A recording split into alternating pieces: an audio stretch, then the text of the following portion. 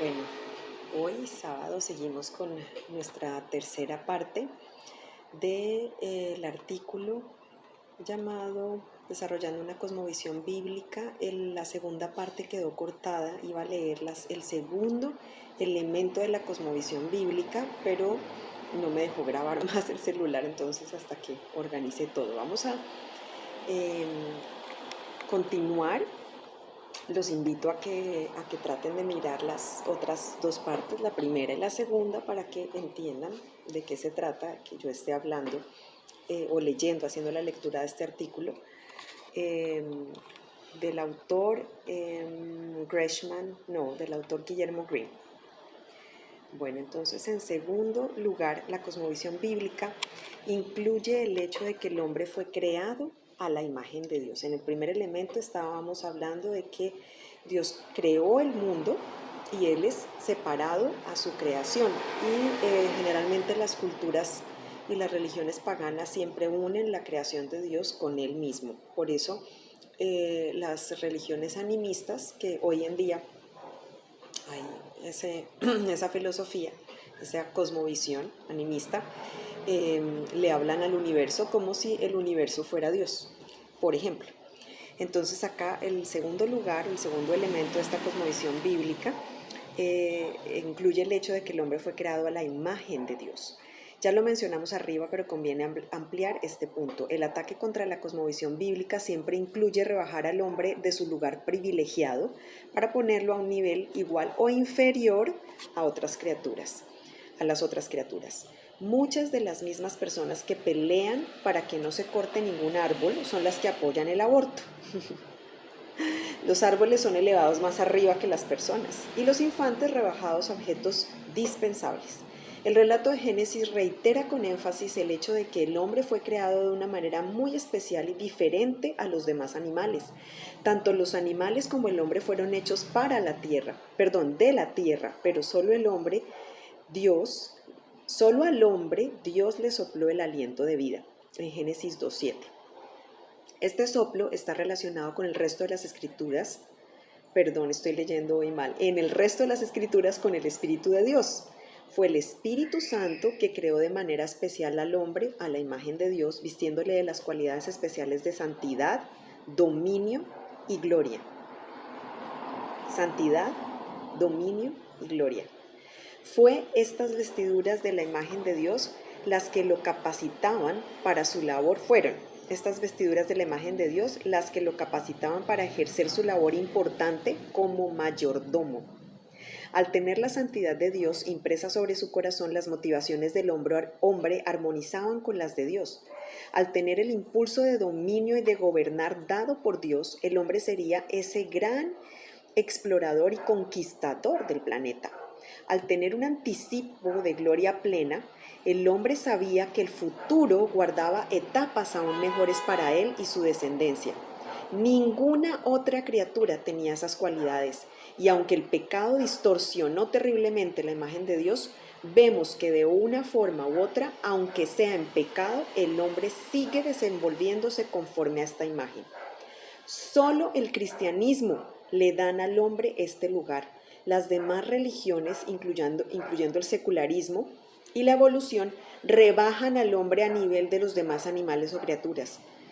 La nueva era hoy nos dice que debemos tener respeto por todos los seres vivos, aún las plantas, porque forman parte con nosotros de la totalidad de la existencia. Me imagino que esto quiere decir masticar las zanahorias con respeto. A pesar de lo ilógico y de lo absurdo, podemos decir que probablemente la mayoría del mundo hoy no cree que el hombre tenga un lugar cualitativamente diferente que los animales. Por supuesto, una cosmovisión animista que rebaja el lugar del hombre a nivel de todas las demás criaturas resultará en una cultura de pobreza. Esto está probado por la historia. La creencia en la reencarnación produjo el sistema de castas en la India, justificando las clases en la sociedad y justificando la no ayuda para los pobres. Pero de igual manera, en América Latina, nuestras culturas que están influenciadas por el animismo viejo y el evolucionismo nuevo carecen de un impulso interno para erradicar la pobreza. El animismo latino, con su típico fatalismo, acepta su suerte como su destino. El secularismo, con su individualismo, promueve el egoísmo y la codicia personal. De esta manera, la pobreza del continente probablemente se empeorará en los futuros años. Solo un aprecio de la imagen de Dios en el hombre y solo un evangelio que haga florear las enseñanzas bíblicas ricas sobre esta imagen podría llevar a la transformación. Tercer elemento, el hombre como mayordomo y responsable, no irresponsable, sino responsable como mayordomo. El tercer aspecto de la cosmovisión bíblica es el hecho de que Dios responsabiliza al hombre por crear culturas obedientes a él. Dios ha revelado en su palabra las normas por las cuales el hombre debe desarrollar su actividad cultural, y Dios pedirá cuentas al hombre en el juicio final. Cuando Adán y Eva pecaron, estaban negando su responsabilidad ante Dios, negando que habría un juicio y despreciando la tarea que Dios les había dado. Es común oír hoy: ya no hay temor de Dios. La frase acierta. Si bien no todas las personas en el siglo anterior eran verdaderos creyentes, sin embargo muchos creían por lo menos en un juicio final, y esto servía para frenar la violencia y la maldad. Hoy las nuevas cosmovisiones descartan por completo un Dios y un juicio final. Por tanto, ya no hay temor de Dios. Hemos cambiado paradigmas, hemos cambiado de cosmovisión. Un Dios personal que pedirá cuentas ya no forma parte de nuestros pensamientos. Ahora los pandilleros matan y roban con conciencia limpia, no pierden el sueño ni por un minuto. Pero no solo los pandilleros, muchos en la población mienten, roban, fornican y viven vidas muy alejadas de las normas de Dios, sencillamente porque no temen ni creen en la existencia del Dios bíblico. Hemos cambiado de cosmovisión. El sentido de responsabilidad solo puede nacer desde dentro por valores creídos. No se puede legislar un sentido de responsabilidad. Es por esto que muchos políticos de siglos pasados, sin ser creyentes ellos mismos en la fe bíblica, abogaban a favor de la religión como una fuerza que creaba este sentir de responsabilidad humana. Con la deconstrucción moderna que han realizado los secularistas y los modernos paganos, y con la pérdida de la fe en Dios y la Biblia, también se ha perdido todo sentido de responsabilidad. Algunos intentan fútilmente manipular a las masas por medio de la culpa, como por ejemplo con el tsunami pasado. Según algunos comentaristas, el tsunami fue el resultado de que los Estados Unidos y Europa han contaminado la madre naturaleza y ahora está enojada y explota, ignorando la incoherencia del por qué los Estados Unidos contamina, pero mueren los indios. Ay, perdón. Esta forma de inculcar responsabilidad por medio de culpa nunca funciona. Hoy la actitud de más y más personas es: ¿qué importa? Hace más de un siglo Nietzsche profetizó que junto con la muerte de Dios vendría la necesaria pérdida de propósito trascendental para el hombre. Ya hemos llegado a su cumplimiento. La cultura de droga, suicidio, violencia, abandono del hogar, el sexo sin compromiso, todo este descalabrado desenfreno muestra el grado de extravío que el hombre moderno ha buscado. El cristianismo bíblico es la única religión que puede inculcar un sentir de responsabilidad real en el hombre, porque exalta la realidad de que fuimos creados a la imagen de Dios y Dios pedirá cuentas a su mayordomo. A pesar de que el hombre moderno intenta suprimir este sentir, no puede del todo. Cuando Dios creó al hombre a su imagen, lo creó como un ser de pacto. Dios se relaciona con los hombres siempre por medio de pactos. En Adán, Dios se relacionó con toda la raza humana. Adán fue nuestra cabeza representativa. En Adán todos somos violadores del pacto que Dios hizo con nosotros y todos seguimos los pasos de nuestro padre Adán, intentando huir de nuestra responsabilidad. Sin embargo, no podemos. Impreso en nuestra alma está el conocimiento de que tenemos responsabilidad por el planeta, y en ese conflicto el hombre a saltos y brincos intenta componer lo que nosotros mismos descomponemos.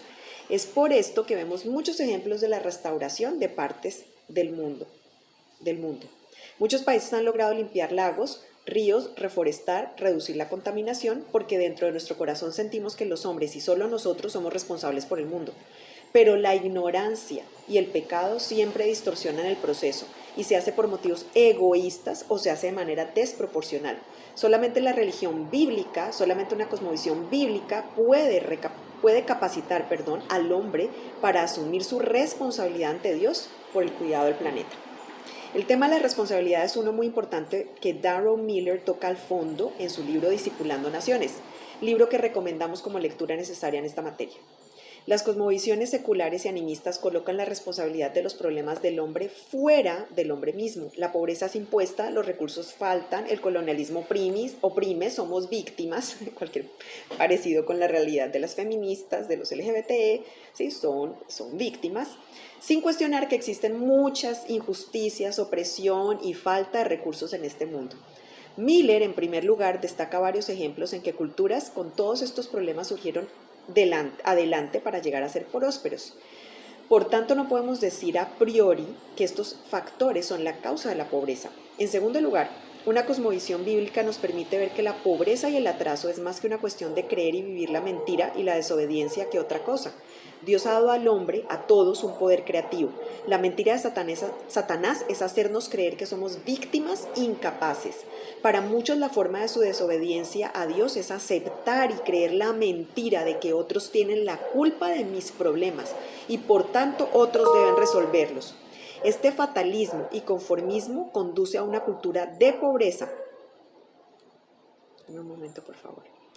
De pobreza y a la vez niega nuestra responsabilidad ante Dios como mayordomos. Una vez visité una familia muy pobre que tenía un terreno detrás de su casa. Les pregunté por qué no sembraban algunas verduras, ayote, etc. La respuesta fue: no tenemos dinero para la semilla. Les sugerí que guardaran semillas de la próxima verdura que compraban para comer. Respondieron: si algo crece, el cerdo se lo come. Cuando respondí que podían poner algún tipo de cerco, la respuesta fue: los vecinos lo robarían.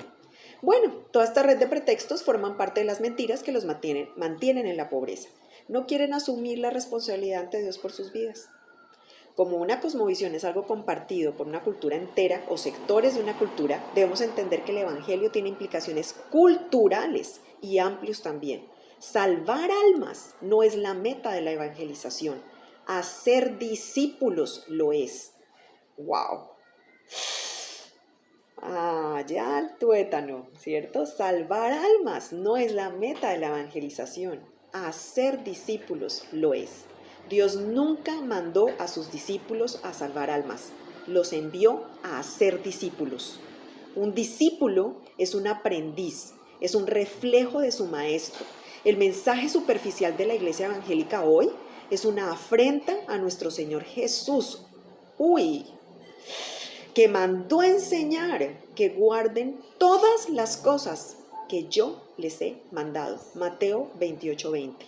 Este mandato implica mucho más que llevar a una persona a la conversión.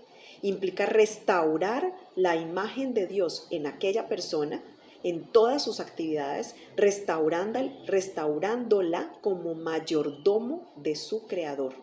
Y como mayordomos de Dios, nuestra influencia no se limitará tan solo a la iglesia o nuestro hogar, sino que se extenderá a todas nuestras relaciones sociales y culturales.